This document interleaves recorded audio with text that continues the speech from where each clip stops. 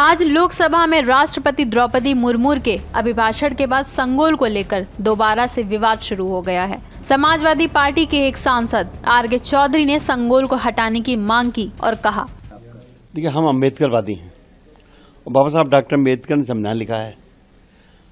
जब से देश में संविधान लागू हुआ है तब से देश में लोकतंत्र है। लोकतंत्र का जो प्रतीक है वो संविधान है। लेकिन बीजेपी सरकार ने, खासतौर जो पिछली सरकार है, मोदी जी के नेतृत्व में उस संसद भवन में जहां स्पीकर बैठते हैं दाहिनी तरफ, सेंगोल स्थापित कर दिया है। सेंगोल तमिल भाषा का शब्द है, उसका हिंदी माने है राजदंड। राजदंड का और हिंदी माने है राजा की छड़ी। राजा की छड़ी और माने है राजा का डंडा। कभी राजा जब अपने दरबार में बैठता था तो फैसला करता था, एक डंडा पीटता था, छड़ी पीटता था।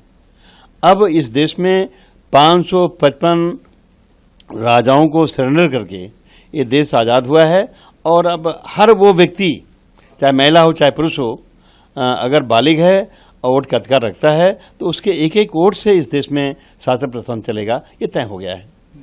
तो अब देश संविधान चलेगा, न कि राजा का डंडा चलेगा। इसी का समर्थन करते हुए सपा अध्यक्ष अखिलेश यादव ने कहा, नहीं, ये तो परंपरा है, ये हमेशा होता है और हम लोग सब सुनते हैं उनके हैं। वो दरअसल सरकार का भाषण होता है। अखिलेश जी, सेंगोल हटाने को लेकर के आपके जो सांसद क्या कहना है? आपके सांसद कह रहे हैं कि सेंगोल हटाया जाना चाहिए। मुझे लगता है कि हमारे सांसद इसलिए कह रहे होंगे कि जब पहली बार लगा था तो प्रधानमंत्री जी ने बाकायदा प्रणाम किया था।